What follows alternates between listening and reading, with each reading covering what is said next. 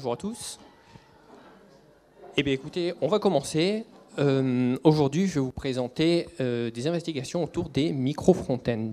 Est-ce que tout le monde m'entend bien? C'est bon? Ouais, nickel.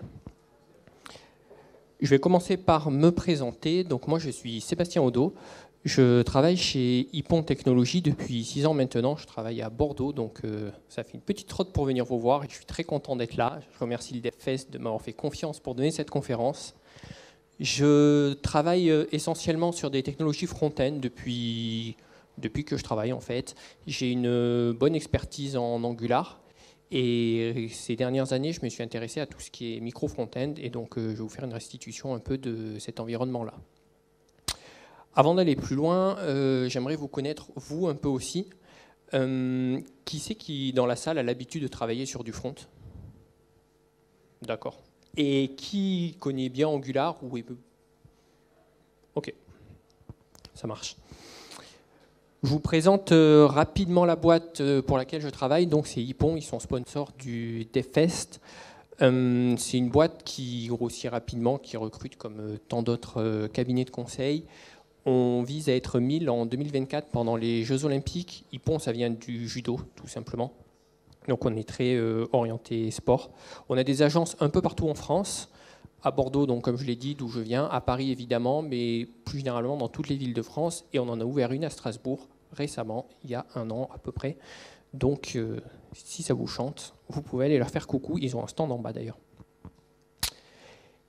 Sans plus attendre, on va se lancer sur la conférence à proprement parler. Donc je vais d'abord vous parler un peu plus de contexte. Ensuite, je vais aborder différentes technologies pour faire des micro-front-end. Et à la fin, on va faire un petit jeu, on va dire, sous forme de Rex sur une situation imaginaire.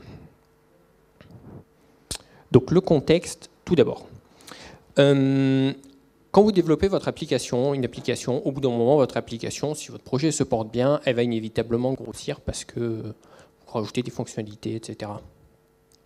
Votre application va grossir, vous allez embaucher plus de gens pour travailler sur votre projet, donc vous allez avoir plusieurs équipes. Bon, et ces équipes, à un moment, il faut les faire parler, etc. Entre elles, c'est pas toujours évident. Et du coup, vous allez vous dire, en back, on a une bonne façon de séparer son code. Pourquoi est-ce qu'on ne ferait pas la même chose en front, finalement? Et donc, vous allez pouvoir découper votre application front. Vous allez passer d'un monolithe à plusieurs petits projets. Et ce que vous allez faire, c'est donner chacun de ces projets à une de vos équipes. Comme ça, les scopes de chacune de vos équipes seront plus restreints. Elles auront un cadre qu'elles pourront mieux maîtriser, en fait. Donc ça, c'est, on va dire, la façon philosophique, organisationnelle de rentrer dans les micro-front-end. Si on prend une définition plus formelle, les micro-front-end, en fait, c'est une architecture. C'est une architecture dans laquelle vous allez mettre en charge chacune de vos équipes d'une fonctionnalité du produit.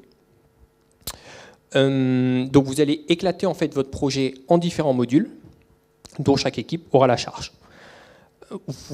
Comme pour les microservices en fait, alors on ne va pas s'étendre sur le sujet, mais c'est pas parce qu'il y a le terme micro dedans qu'il y a forcément une notion de taille. Il faut que votre micro-front-end ait un sens métier, on va dire. Il ne doit pas forcément être tout petit. Il faut qu'il ait un sens, c'est surtout ça qui est important en fait.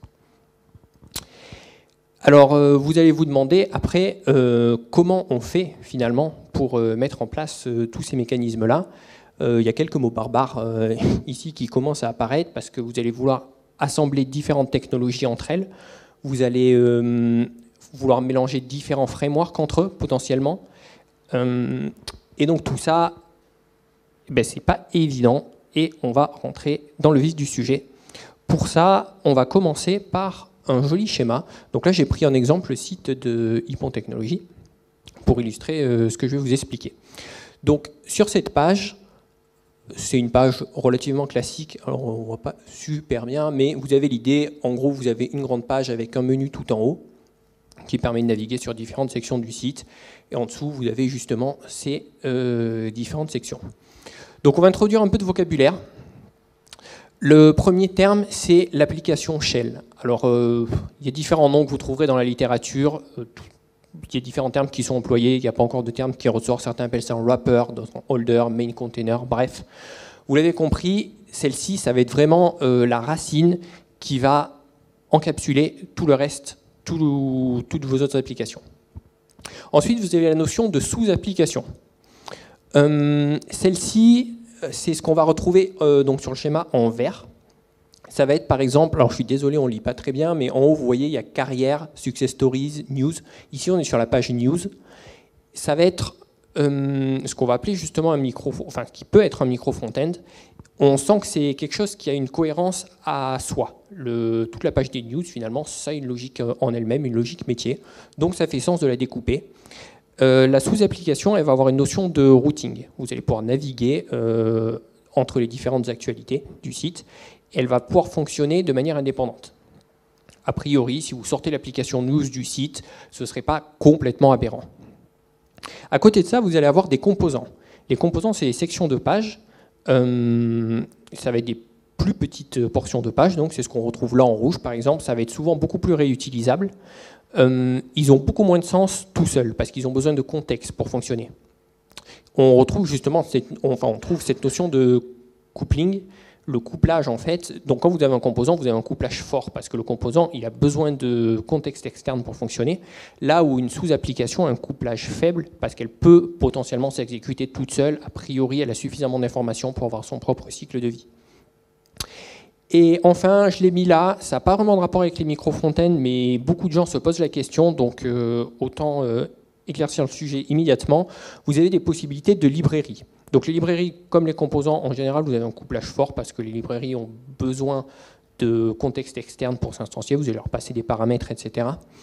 Les librairies, elles sont écrites souvent dans des technos particulières, c'est rare d'avoir des librairies qui sont agnostiques de la technologie. Et voilà, et c'est quelque chose que vous allez pouvoir utiliser pour factoriser du code, mais ce n'est pas un micro-front-end en tant que tel. Donc ça, il va falloir le retenir un peu. Je vous repasserai la slide si besoin, parce que c'est ce qui va nous servir en fait à définir différentes technologies en fonction de ce qu'on veut faire. Donc la principale chose à retenir, c'est la différence entre sous-applications, donc vraiment une grande page, et des composants, qui sont les composants internes. Ici, alors vous allez prendre peur, vous n'avez pas à lire toute la slide. C'est quelque chose qui est utile pour quand après on envoie les slides pour avoir une rétrospective, mais vous pouvez juste m'écouter et ça va bien se passer. C'est différentes façons de faire des micro-front-end en fait. Alors la première, c'est l'iframe. Alors il y en a plein qui vont crier au secours, et je vous comprends tout à fait. Vous allez me dire quelle horreur, quelle horreur. C'est vrai. Bon, l'iframe, normalement tout le monde connaît, ça permet d'encapsuler un site web dans un site web. Voilà. C'est une première façon de faire un micro-front-end, parce qu'en fait vous allez pouvoir mixer à peu près n'importe quoi. L'iframe, elle va complètement tout isoler, pour le meilleur et pour le pire. Ça a souvent beaucoup plus d'inconvénients que d'avantages. Ça rend complexe tous les systèmes de passage de contexte, le système de cohérence de style CSS, etc. Bon, c'est pas la folie, mais si vous voulez faire un POC rapide pour intégrer deux choses qui a priori n'ont rien à voir entre elles, bon, ça peut permettre de montrer un premier résultat à votre client rapidement. Ensuite, qui devient beaucoup plus intéressant, on a Webpack Module Federation. Webpack Module Federation, c'est assez récent, ça vient avec Webpack 5. Ça va permettre d'exécuter dynamiquement des modules Webpack. Il va les charger et les exécuter dynamiquement. C'est très bien d'un point de vue maintenance, parce que c'est fait pour Webpack. Bon, Webpack, a priori, tout le monde connaît, c'est quand même un projet qui est stable. C'est pas le dernier né. Il a une gestion assez poussée de dépendance partagée. On verra plus tard que c'est très utile. L'inconvénient, c'est justement que ça nécessite Webpack. Alors Webpack, il y a aussi des inconvénients, à commencer par parfois la lourdeur de la configuration et la qualité de leur doc qui n'est pas toujours à jour. Voilà, vous avez Piral. Alors Piral, ils ont un concept qui est très intéressant. Il va créer une instance à lui, ce qu'ils appellent la Piral Instance, qui va correspondre grosso modo à la shell application, c'est-à-dire l'application racine dont je vous ai parlé tout à l'heure. Et ils ont un système d'extension ensuite qu'ils appellent des pilots. C'est des genres de petits modules donc, qui correspondent à vos micro-front-end que vous allez pouvoir appeler. Et là où c'est intéressant, c'est qu'ils ont un genre de service, le Pilot Service, si je ne dis pas de bêtises, Pilot Feed Service, qui permet en fait de faire un peu comme un magasin, en fait, comme une marketplace, où vous allez chercher ces petits composants et vous allez dire ok, moi j'en ai besoin d'un, donne-le-moi, etc. D'un point de vue utilisation du code, ce chargement dynamique, c'est assez élégant. Ils ont aussi une couche qui fonctionne de manière event-driven. Donc c'est assez élégant à utiliser. Le projet est relativement bien maintenu. En revanche, il n'est toujours pas en V1. Et ça fait 2 ans que j'ai regardé ça, et à l'époque c'était le cas, et c'est toujours le cas. Donc, c'est pas forcément très bon signe si on veut vraiment s'engager là-dessus, parce qu'aussi bien ils peuvent tout casser, enfin ils se réservent le droit de faire à peu près ce qu'ils veulent pour l'instant. Et c'est limité aux composants. Il n'y a pas de notion de, encore, en tout cas j'ai pas réussi à la faire marcher, de notion de gestion de sous-applications à part entière. À l'inverse, on va sauter rapidement au 5e, Single SPA. Lui, il est beaucoup plus orienté gestion de sous-applications. Donc, je vous remets le slide précédent juste pour être sûr qu'on soit d'accord. Donc, Pyral, il va gérer plutôt tout ce qui est composants, donc ces petites portions de pages. Là où Single SPA, il va être plus orienté vraiment sous-applications. Pourquoi SPA ? Ben, ça vient de tous les frameworks SPA, justement. Donc, lui, il s'oriente en fait dans une façon d'agencer vos différentes applications écrites potentiellement dans différents frameworks ensemble. Le projet est bien maintenu, très bien documenté. C'est probablement un des projets les plus populaires pour faire des micro-front-end. Donc vous trouvez de l'aide, du support sur Internet, pas des masses, mais c'est un des projets où on trouve le plus de choses avec Webpack. Donc ça fait plaisir. Ils ont encore quelques limitations. Ils déconseillent de mixer plusieurs versions d'un même framework ensemble sur une application. Et ils déconseillent... ils sont encore au balbutiement, on va dire, de la gestion des composants selon leur philosophie. Je vais vous montrer leur configuration vite fait. Tchac, tchac. Donc ça, c'est Single SPA. J'essaye de retrouver ma souris. Magnifique. Hop. Vous allez voir ici, après je remasquerai, tout l'écosystème qu'ils ont. Ça, c'est tous les frameworks qui sont supportés, en fait.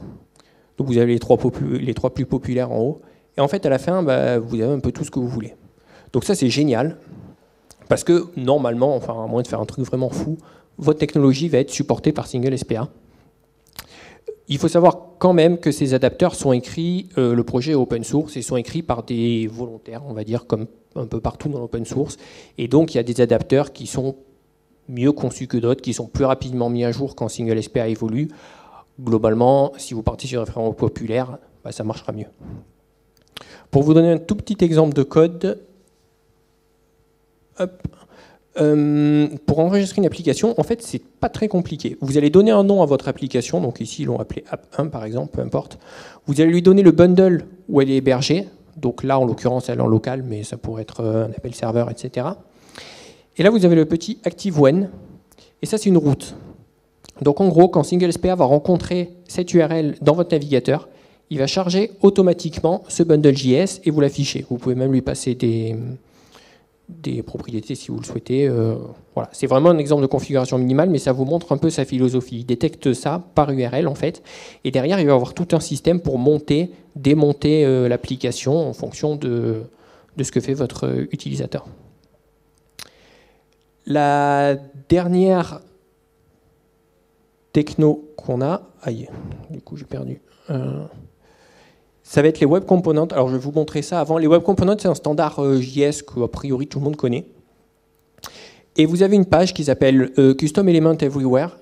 C'est un site qui vous donne la compatibilité avec les Web Components, finalement, et votre framework favori. Alors, je ne vais pas tout vous montrer, mais globalement, c'est super bien fait. Là, vous voyez que Vue, il passe quasiment tout. Il y a quelques issues ouvertes. React 18, c'est pas encore top. React, ça c'est une version expérimentale, je ne sais pas laquelle c'est. Angular, il est couvert à 100%. Grosso modo, ce site-là, il va vous dire est-ce que mes composants dans mon framework favori sont transformables en Web Component. Donc je remets le mode présentateur pour finir sur les Web Components. Donc on est content parce que c'est un standard JS. On est content parce que les Web Components, ils ont un système d'isolation avec le Shadow DOM. Je pense que vous en avez tous entendu parler. C'est un système qui permet d'isoler le CSS et le JavaScript pour être sûr qu'il n'y ait pas d'effet de bord en fait avec vos composants parents. Donc ça c'est cool. Parmi les défauts, c'est facile de passer des paramètres simples, des types primaires à vos composants, genre des strings, etc. Les objets complexes, c'est pas vraiment fait pour. Donc il y a des hacks évidemment, mais ça rend le code pas hyper élégant.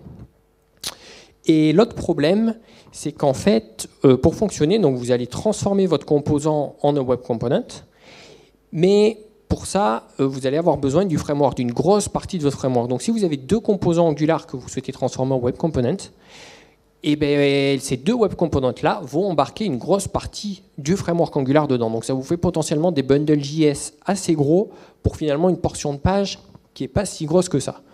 Donc ça, il faut vraiment le prendre en compte. Hop. Alors quel problème on peut rencontrer quand on fait des micro-front-end? Globalement, ils vont tous s'articuler autour de la gestion du contexte. Le premier auquel on pense, c'est l'authentification. Quand vous faites du micro-front-end, vous n'avez pas envie que si vous changez de techno, si vous changez de page, que vous passez sur une autre stack, etc., votre utilisateur il est à nouveau à s'authentifier. Pour résoudre ça, c'est pas très compliqué si vous utilisez des standards normalement comme OAuth. OAuth, il fonctionne avec un système de cookies en général, et donc du coup, si vous servez tous vos micro-front-end sous le même nom de domaine, il va aller relire les cookies qui seront toujours valides, et du coup, il va retomber sur ses pieds en fait.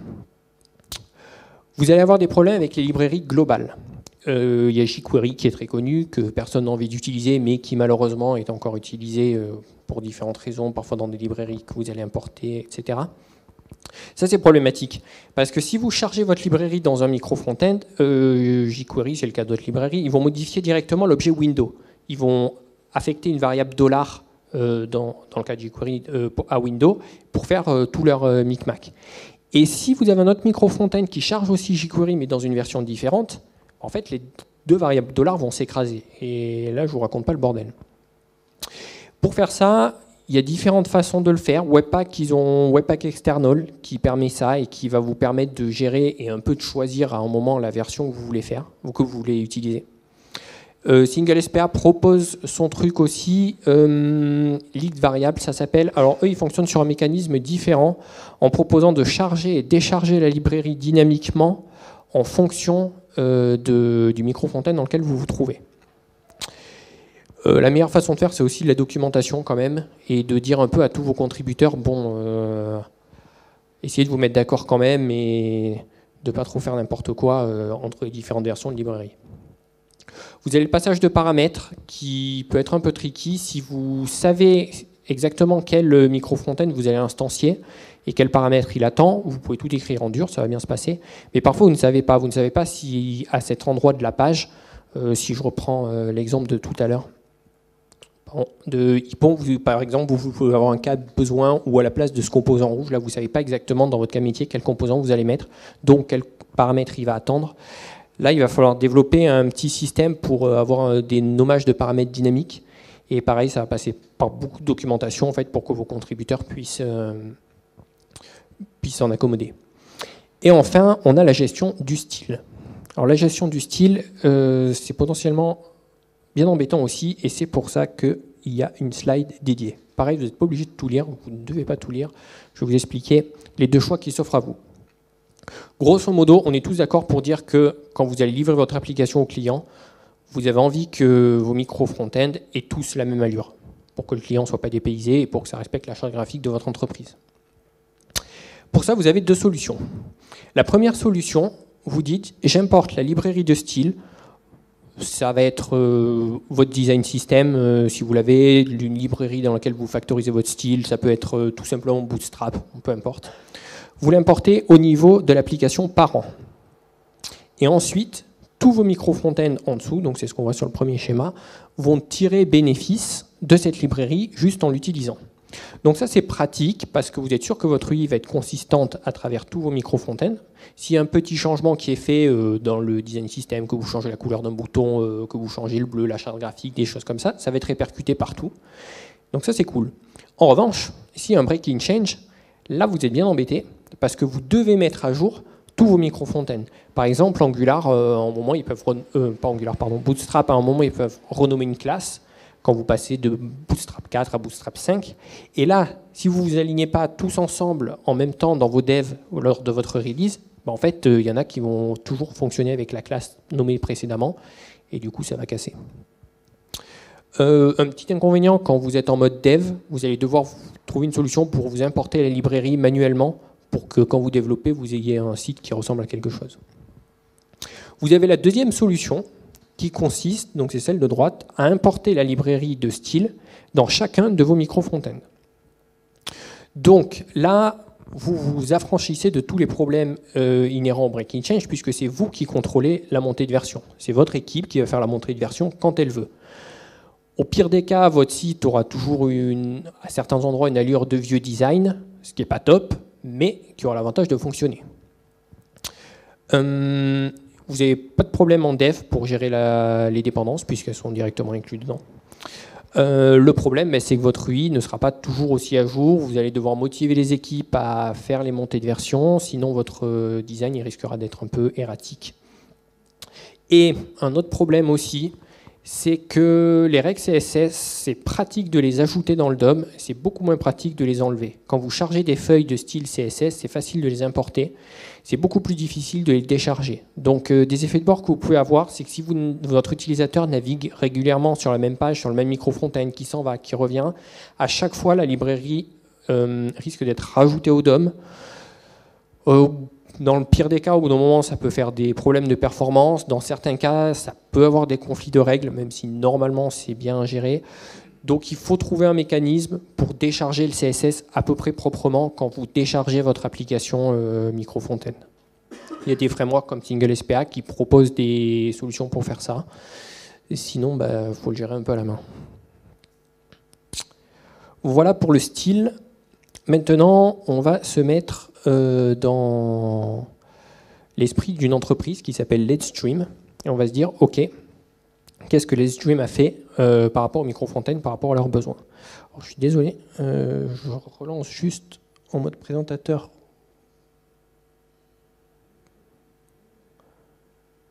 Pour avoir mes notes.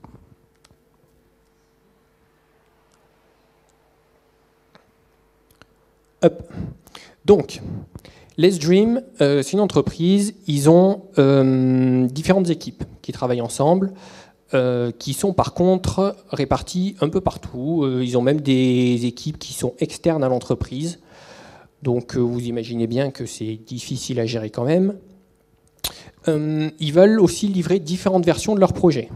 Ils se disent sur leur produit, on a un système de licences, et en fonction des licences qu'on vend, on va instancier différentes fonctionnalités sur notre produit. Vous pouvez par exemple, je ne sais pas si je reprends le site d'Ipon tout à l'heure qui était très simple, vous vous dites si je vends le module carrière, alors il va être affiché sur mon produit. Si la licence n'y correspond pas, alors on l'enlève. Donc il y a un système un peu modulaire là-dessus. Et donc pour répondre à ça, il va falloir que vos composants et vos sous-applications soient instanciés dynamiquement. Parce que vous allez en fait à chaque fois vérifier, appeler votre serveur de licence, si je fais quelque chose de simple, pour valider si oui ou non l'utilisateur a les droits. Alors pour ça, on se dit ok, on envoie Sébastien, c'est moi, nous faire une étude et nous dire ok, qu'est-ce que tu recommanderais pour répondre à ce besoin-là. On te fait confiance, etc. Bon, alors, Sébastien, il part avec son petit bâton de pèlerin, il fait ses recherches, etc. Il fait un compte-rendu, en l'occurrence, celui que je vous ai fait il y a 20 minutes dans le grand tableau. Et on se dit, bon, c'est bien, on a différentes solutions, maintenant, qu'est-ce qu'on choisit? Est-ce qu'on choisit une solution fabuleuse qui peut à peu près tout gérer, mais qui est potentiellement coûteuse à mettre en place? C'est le cas de SingleSPA, ça a l'air très bien. Ou est-ce qu'on se dit, bon, devant le coût que ça peut générer, parce qu'il faut transformer votre application existante en module compatible SingleSPA, il faut s'assurer que tout continue à fonctionner, etc. Est-ce qu'on a vraiment besoin finalement que toute notre entreprise puisse, que toutes les équipes de notre entreprise puissent choisir n'importe quelle techno? Est-ce qu'on veut laisser autant de liberté? Et surtout, est-ce qu'on est prêt à payer tout le temps de dev? Ou à l'inverse, on se dit, bon, nous, notre projet, il est déjà en Angular. On ne va pas avoir trop de mal à le découper en modules parce que comme on a fait le code, pas trop mal quand même, il y a déjà des modules dedans, même si certains sont un peu couplés parce qu'on ne fait pas le code parfaitement, évidemment. Et donc là, on va voir le management, on va voir un peu le budget qu'on a, etc. Et le management nous dit, on va aller voir la solution la moins chère, évidemment. Et donc on s'est dit, on va partir sur du Angular. Donc on s'est dit, on va réduire les coûts, on va se dire, ok, vous allez nous mettre en place une solution qui imposera finalement à toutes vos équipes de dev, y compris les développeurs externes qui voudraient s'intégrer à notre produit, d'utiliser Angular. Ok, alors on part là-dessus. Et là, on a quelques bonnes nouvelles quand même. Parce que Angular, vous le savez, il fonctionne avec Webpack, donc on va pouvoir utiliser Module Federation. Donc ça c'est cool, on a vu que Module Federation ça marchait bien. Et on a plein de choses qui viennent avec en fait. On a cette petite librairie là, c'est ce qu'on appelle un schématique en Angular.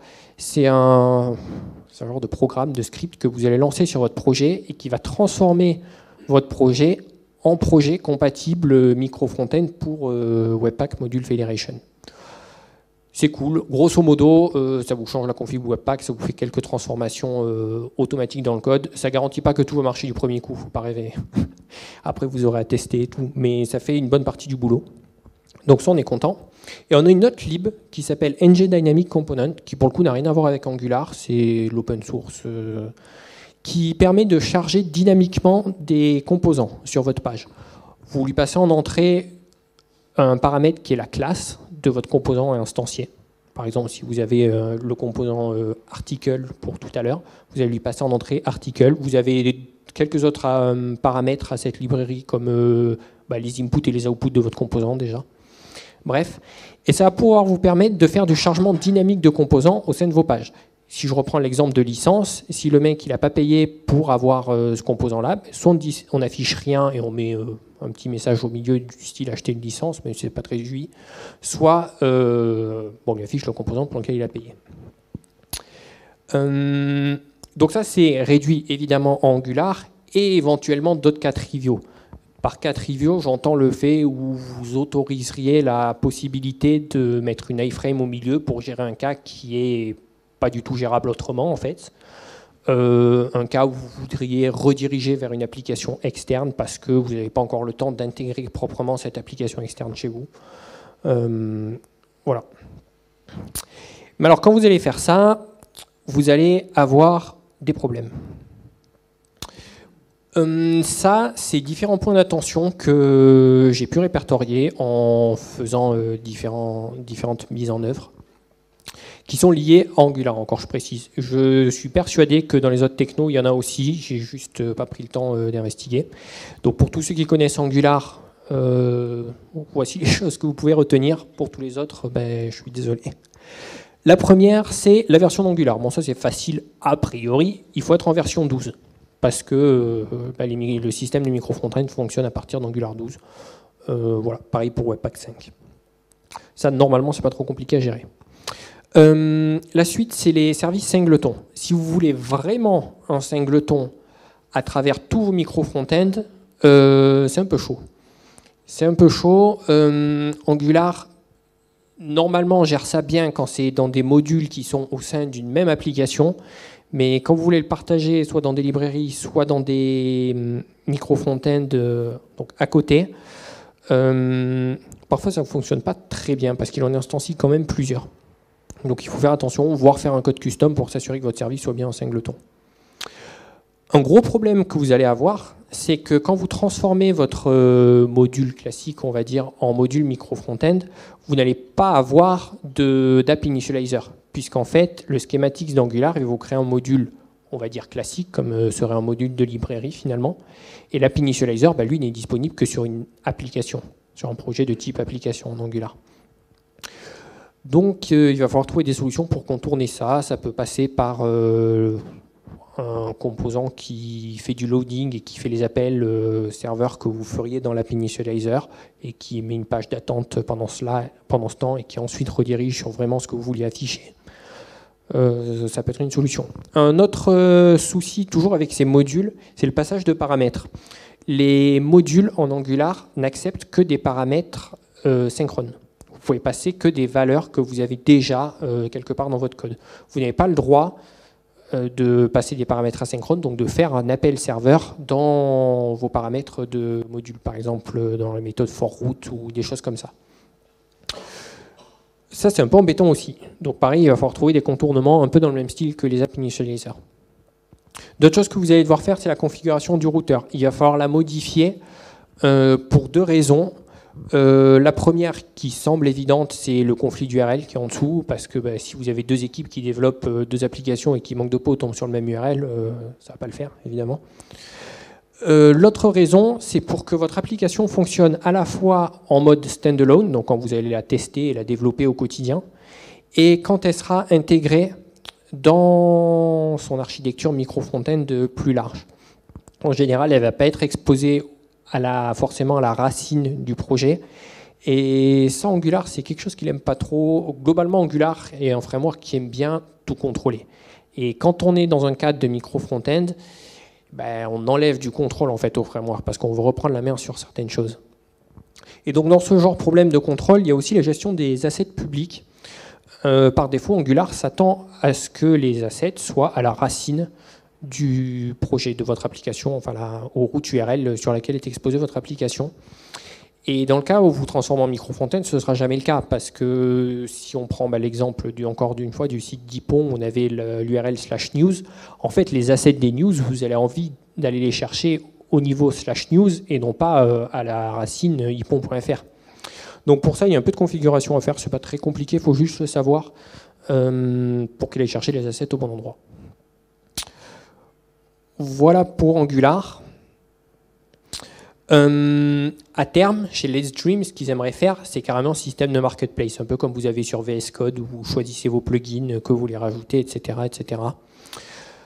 À l'heure actuelle, on ne va pas se mentir, une techno comme ça, une architecture comme ça ne pourra pas répondre à ce besoin. Il faut il y a trop de choses à faire gérer par les équipes, on va dire, internes, par celles responsables de l'application Shell. Donc c'est un bon début pour embrasser une architecture micro-front-end, mais ce sera probablement compliqué pour que n'importe qui puisse proposer son code de manière sereine. Finalement, les micro-front-end, qu'est-ce qu'on en pense? On peut se demander à quel point on en a vraiment besoin. La première chose à faire, c'est qu'il ne faut pas se dire qu'on va utiliser des micro-front-end juste pour factoriser du code. C'est absolument pas une bonne idée, c'est pas fait pour ça. Si vous voulez factoriser du code, vous utilisez des librairies, tout simplement. Et vous les partagez entre vos différents projets, et c'est la bonne façon de faire. Je ne vais pas vous apprendre grand-chose là-dessus, même si ça s'améliore au fil des années. Les technologies front, elles ne sont pas toujours matures, ça bouge très très vite, et les micro-front-end n'échappent pas à la règle. Donc il n'y a pas de technologie qui émerge comme étant le roi de l'architecture micro-front-end, une solution clé en main, etc. Il faut un peu chercher, on n'est pas sûr que tel ou tel projet va bien évoluer ou au contraire se casser la figure. Bon. Donc, comme je l'ai dit, une première alternative, ça peut être de faire des librairies.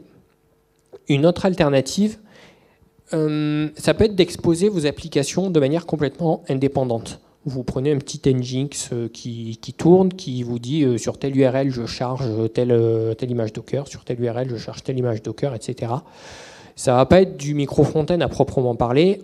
En revanche, ça va être assez transparent pour votre utilisateur. Vous allez charger vos applications de manière indépendante. Il faudra évidemment vous assurer de la cohérence du design, etc. Mais ça a le gros avantage d'être très peu coûteux en termes de dev. Mettre un Nginx en place, tu diras, bon, je ne suis pas DevOps, mais de ce que j'en sais, ça va. Et il n'y a aucun dev supplémentaire, aucune contrainte supplémentaire qui est appliquée aux équipes de dev quand elles développent leur module. Donc ça, c'est quand même une chose qui est appréciable. Donc potentiellement, ça peut être suffisant. Voilà pour cette conclusion.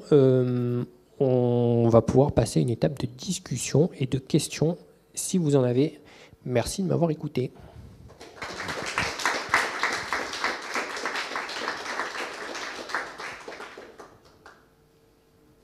Oui. Est-ce que tu connais l'architecture Island des îles? La question, c'est est-ce que je connais l'architecture Island? Et la réponse est non. Parce que ça, le principe, c'est vraiment agnostique et ça permet de charger des composants à la volée. D'accord. Mais je ne sais pas si c'est vraiment adapté pour les composants. Eh bien, je ne connais pas du tout, mais je regarderai. Ce qui est le plus connu aujourd'hui, c'est Astro. Oui, alors Astro, je l'avais vu aussi. De mémoire, il a un modèle payant. Non. En tout cas, il supporte bien React, Angular, je crois aussi. Je sais qu'il y a Analog maintenant avec Angular, je sais pas s'il fait exactement la même chose. Ok, Analog, j'ai pas vu. Astro, j'avais vu, effectivement. Il y en a plein d'autres. Effectivement, j'en ai pas parlé, j'ai oublié de le dire, sur le tableau que je vous ai présenté, qui paraît déjà énorme. En pratique, ça balaye, je sais pas, peut-être un tiers ou un quart des trucs les plus populaires. Il y en a plein d'autres qui existent. Et c'est pas non plus une vue exhaustive de ce qui se fait. Il y a bit.ly, un truc comme ça aussi qui est assez populaire, mais qui pour le coup est payant, ça j'en suis sûr. Donc on l'avait éliminé parce qu'il était trop cher. Oui. Est-ce que pour implémenter le microservice, il faut avoir une équipe plus ou moins grande quand même, si on est deux personnes ou à partir d'un certain nombre, faire le microservice? Alors la question c'est à partir de quelle taille d'équipe on peut faire ces microservices, micro-front-end. La règle, justement, le lapsus, c'est un peu la règle la même que sur le bac. Il faut qu'il y ait un périmètre suffisamment conséquent pour que ça vaille le coup de le donner à une équipe. Donc en général, bon, je ne suis pas un pro de l'organisation des équipes, mais je dirais quand même 3 ou 4 personnes. L'idéal, c'est de découper en périmètre métier, comme je disais au début.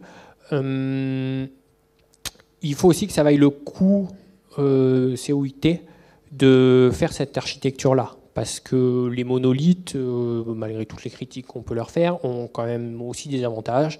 Vous n'avez qu'une seule CI, vous n'avez qu'une seule base de code, etc. Ça rend les releases en général plus simples. Donc, disons que si vous n'avez pas encore de contraintes dans vos développements sur votre projet, qu'il soit gros ou petit finalement, c'est probablement pas le moment de vous poser la question. Je déconseille, et c'est probablement pareil pour les microservices d'ailleurs, de partir tout de suite, de démarrer un projet, de se dire ok, on va faire du micro-front-end. Ça n'a aucun sens. D'abord, il faut faire un MVP, il faut bien faire votre code.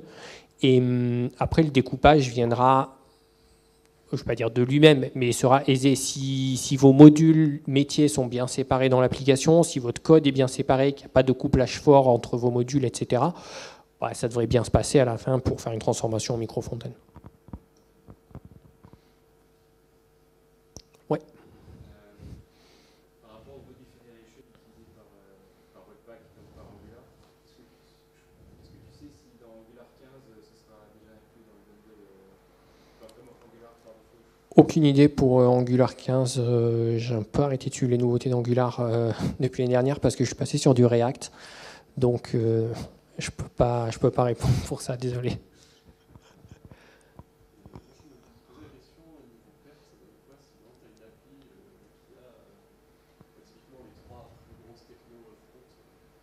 Alors la question c'est niveau perf, qu'est-ce que ça donne?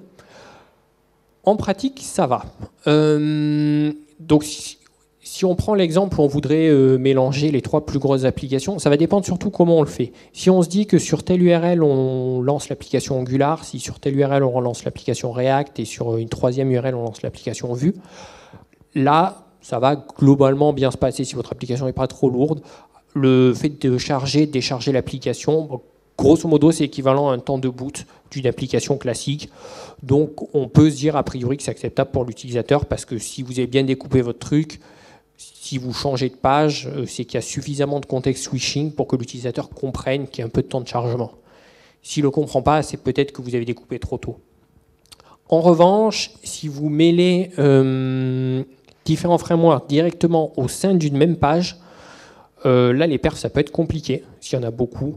Et il faut le limiter. À un moment, il faut suggérer aux devs de ne pas non plus faire n'importe quoi sous prétexte que c'est autorisé.